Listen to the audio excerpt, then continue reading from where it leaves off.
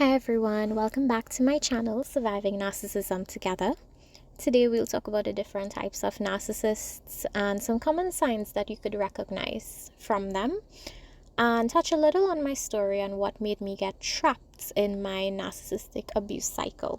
So there are different types of narcissists. The most obvious kind would be the grandiose narcissist. Grandiose meaning they're very grand. Everything has to be center of attention for them. They crave intense admiration. They're loud, they're arrogant, they're pretentious. They think that they deserve special treatment from others. So you might see this in a boss who takes credit for everyone's work. There's also the covert narcissist, which is someone who craves admiration as well, but expresses it through subtle, passive or victimized behavior rather than open arrogance. They express rage but often deny it, or gives criticism but make it seem as it's them being concerned for someone. They often appear sensitive or self-sacrificing, but underneath lies entitlement, manipulation, and resentment. They use guilt, silent treatment, and emotional withdrawal to control others quietly. So maybe a parent who says, I gave my whole life for you, but really it's a way of trying to guilt trip their children into obedience to get control and admiration. Or maybe it's a religious leader who presents as humble and spiritual but uses subtle shame, like you're disappointing God, to manipulate his followers into control, and might even act wounded if questioned. There's also the vulnerable narcissist. They tend to play victim, so they're sensitive to criticism but uses guilt and passive aggression to manipulate. So maybe think of someone who makes plans but is never able to do it. Like they always make plans but never follow through with it. Like, I'd like to do this project but I couldn't do it because that other guy is the problem. He didn't help me. They always pretend that they're the victim. I do think that coverts and vulnerable narcissists are similar, but coverts are more strategic and act more entitled and use different guilt tactics to get their victims to be controlled. And they're so focused on who they appear to be to the public, whereas vulnerable narcissists are maybe less focused on public images and are more emotionally unstable, like, oh no one appreciates me and everyone is out to get me. There's also the malignant narcissists, and these are probably the most dangerous kinds in my opinion.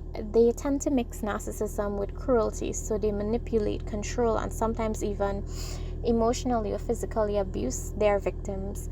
They have an exaggerated sense of importantness, and they don't really care who they hurt or ruin to get what they want. They're extremely aggressive with emotional and physical abuse, and they're explosive and always paranoid and believe that others are conspiring against them, as they constantly think the world revolves around them. Having been a victim of this, as my mother is a malignant narcissist, I always felt like I was in constant danger and looking over my shoulders. In later videos, we will dive into this topic more, and narcissistic mothers, narcissistic parents, children of narcissistic abuse. But as for right now, let's cover the foundation of narcissism. There are other types like somatic and cerebral narcissists. Like the somatics are usually obsessed with their looks and how they could belittle others, while cerebrals are usually wants to be the smartest of their group. So for example, a co-worker who thinks they're the most intellectual, so they're acting like they're superior to you even though they may have the same position. Regardless of the different types of narcissists, they all display similar traits that could help you recognize them. The first one being the lack of empathy. It's usually the first sign. They don't care for your feelings. They never acknowledge what you're going through.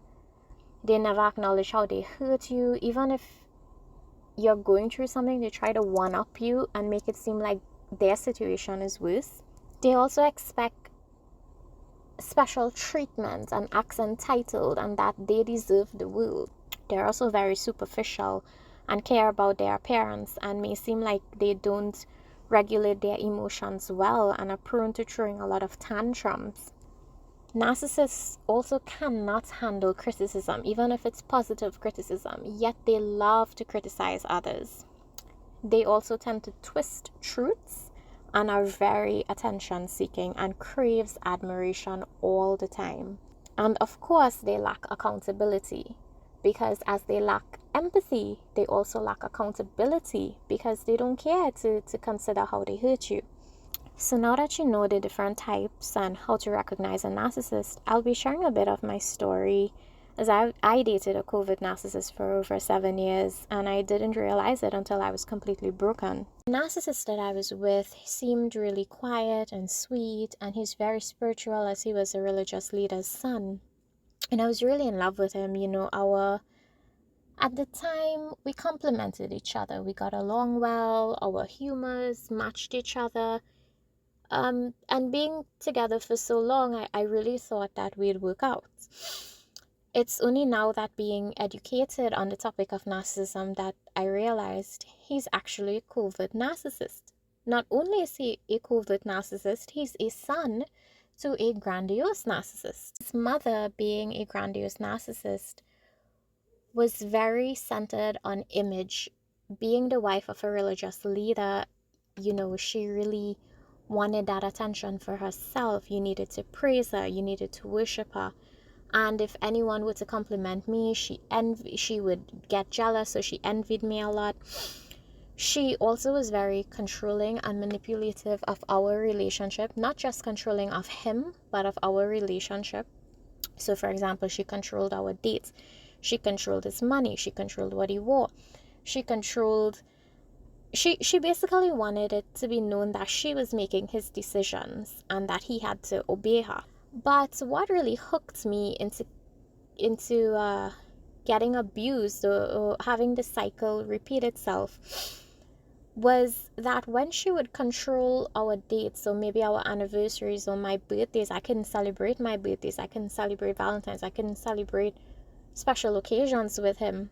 What he would do to keep me sort of with him was something we call future faking. Future faking is basically making promises, saying, hey, I'm going to do X, Y, and Z for you, but they never do it. So for example, like the birthdays, he'd say, one day we'll be out of this, one day I'll marry you, one day we'll move out, one day we'll celebrate all our anniversaries, all of this, all of that. So, this was constantly at the back of my mind, like, okay, it's not going to be like this forever, one day it's going to get better. And whenever it felt overwhelming or I felt unloved, he'd just remind me of it. And remind me that I'd get everything that I desired, but in the future. So future faking, I think, was really the hook to make me stay in this relationship and cause me to go through something called the narcissistic abuse cycle, which I'm going to explain now. So the narcissistic abuse cycle starts with idealization, where he'd say, for example, he'd tell me, no other girl would love me like you do. No other person would understand how terrible my mother is and stay with me. He'd even say, no other guy would treat me better. Only he could treat me well because he knows what I'm going through with his mom, and he alone knows what I deserve, and he alone could give me that. No other guy could. So it's that sort of idealization that they do as a tactic to make you feel like, wow, they recognize what I did for them, and they see how understanding that I am of the situation. And that, wow, he wants to give me the world someday. And they sort of put you on this pedestal. They also do something called love bombing. And love bombing is what keeps you high on this pedestal, where I was intensely flattered. And he'd say, no one else might recognize you how I recognize you. Or make a lot of grand plans for me and say, no one else deserves this, only you. And one day we'd get engaged. And we even picked out rings and looked at apartments and all these things. So, love bombing really makes you feel like you're the center of attention. Like they recognize you so much. You're flattered to the point that, wow, no other person could do this. No other person could see me as the way they see me. And what happens in this idealization stage is, because you're so highly appreciated and admired for consistently giving and being there for them, it makes you in return want to keep giving. And it's such a subtle tactic to get what they want. But after idealization, in the cycle comes devaluation. And in this stage, it really happens because all narcissists tend to get bored. They're very dull, and they tend to get bored of supply very quickly. So what we give them, as in the love we give them or the praise we give them or being there for them, is known as supply. It's because narcissists don't care about you, they care about what they can get from you. So they get bored of your supply. And when they get bored of your supply and they become restless, they look for another form of supply. This is where the term new supplies come in, meaning their next person that they're with, their next victim, is a new supply. Initially, I was the one supplying him, but then what he did, and a common trait that they do, is to start grooming other new potential supplies. So remember, narcissists are never satisfied. So once they've drained you of a supply of the validation that they need, they usually move on to someone else. And because they often lack empathy and can never really experience true human connection, they don't get how much it hurts you. The narcissist's happiness really doesn't depend on their partner, but it really depends on the ability to manipulate and control to get something from you. Because narcissists are very lazy to actually meet people out there, they tend to get their new supplies from like inner circles, whether it being a personal friend group or maybe co-workers. Like mine, his new supply was his co-worker from a job that I got for him.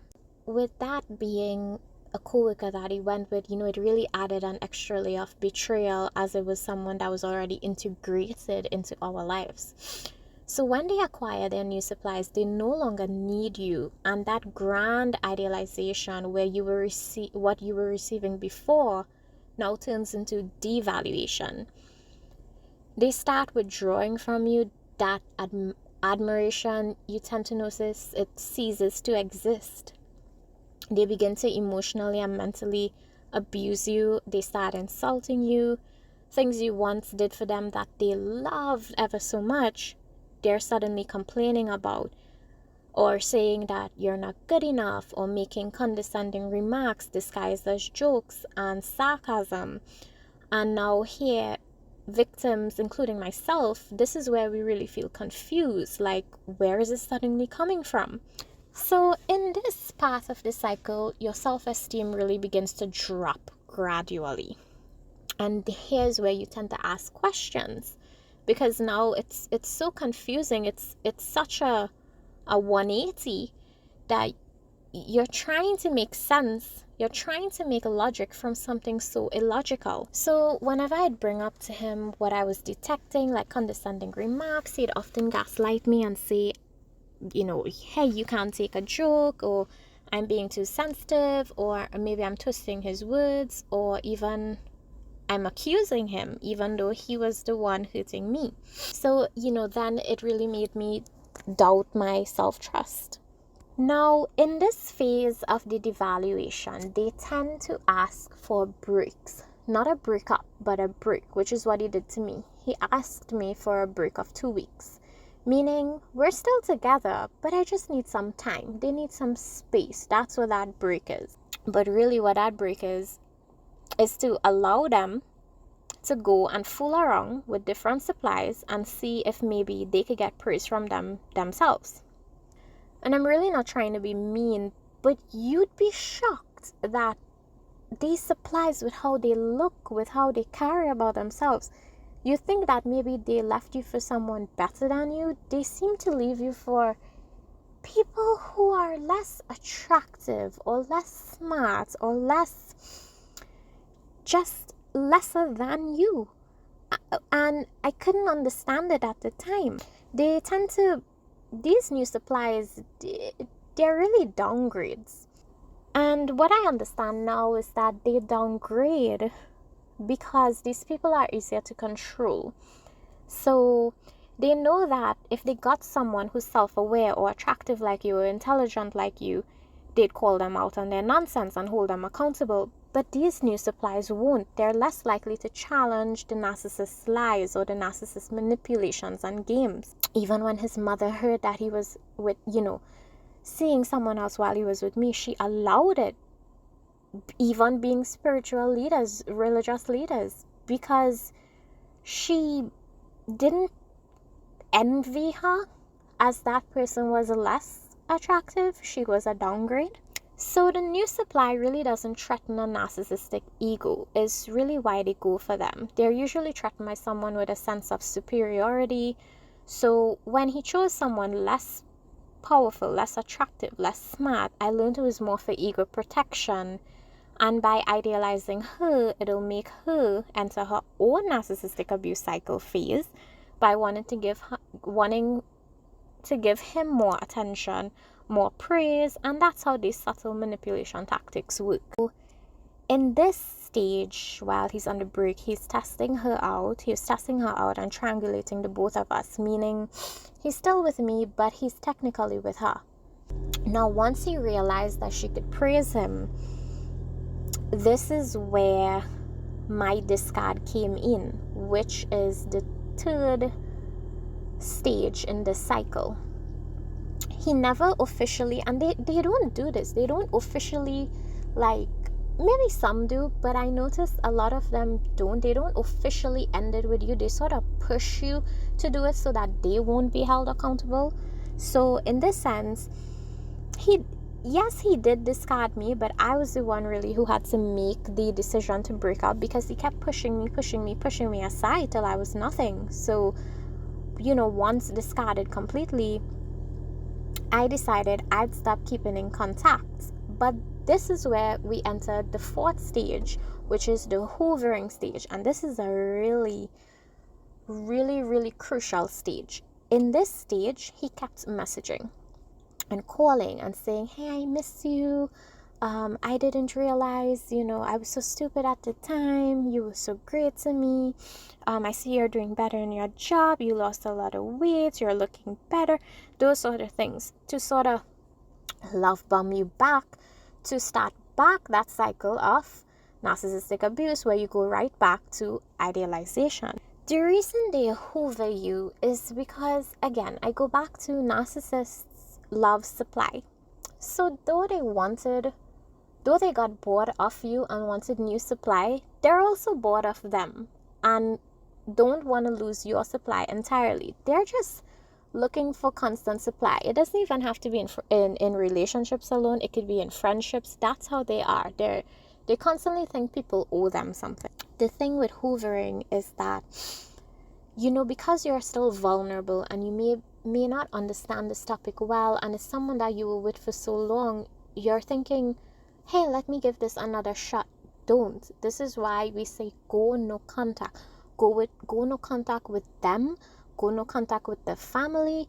Go no contact with the friends, because the friends and family of the narcissist play a crucial role in something known as flying monkeys, meaning they spy on you and they run back and tell the narcissist what you're up to.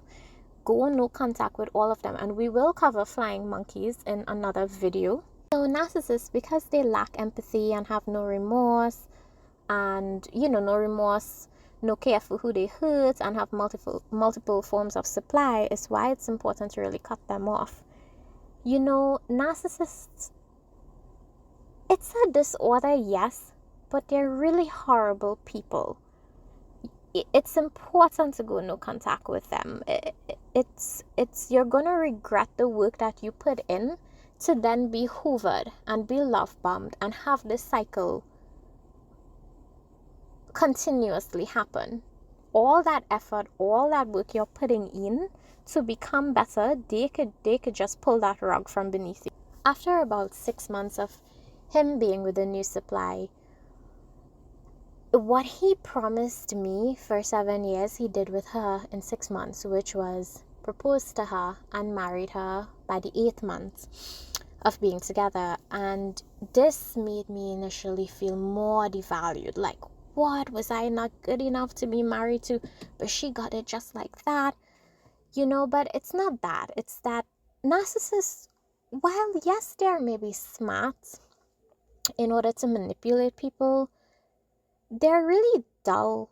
They're not original. Whatever they planned with you, which was most likely your idea to begin with, they do with someone else because they can't think of things on their own. In future videos, I will talk about when they marry new supplies, and why you shouldn't worry about them, why you shouldn't worry that the new supply is getting everything that you want, or maybe they're getting better, or maybe they're getting a better version of them. I will talk about all these things because none of these things are true.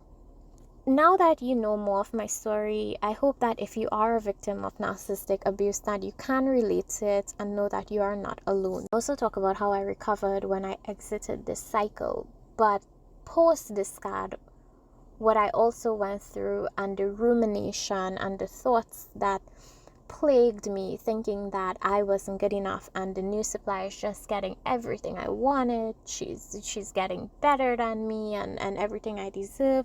I'll discuss all of these things. The thing with narcissism, I once heard that it's the concept of what carbon monoxide is, being you can't see it, you can't smell it, but it quietly drains the life out of you. Over time, you become unaware of how much it's affecting you, and by the end of the relationship, you're left completely depleted. Narcissistic abuse it's subtle and it's insidious. There are no bruises or broken bones to detect. It's a slow erosion of your self-esteem, your energy, and your sense of reality. Something that I wondered is, should I feel sorry for my ex because he himself was raised by a grandiose narcissist? And a lot of you may have been in relationship with partners that parents were narcissists themselves. But the thing is, I was also raised by a narcissist, a malignant narcissist. And I never became one. I never hurt others to get what I needed. So while I recognize that my ex was a victim, and while I recognize that your partners may have been victims as well, we never turned into abusers. We became victims that then turned into survivors and are now victors. I share my story not for sympathy, but for someone out there like you who needs to hear it, to know that, hey, you're not alone, you're not crazy for having the thoughts that you have, because I was once in your shoes. Narcissists wear many masks, but the more you learn, the easier they are to spot. So if my story resonated with you, please leave a like so we could get these videos out there on the YouTube algorithm so other victims themselves can find a space for healing and support. Remember, you are not a victim, but a survivor and a victor. Thank you for watching. I'll see you in my next video.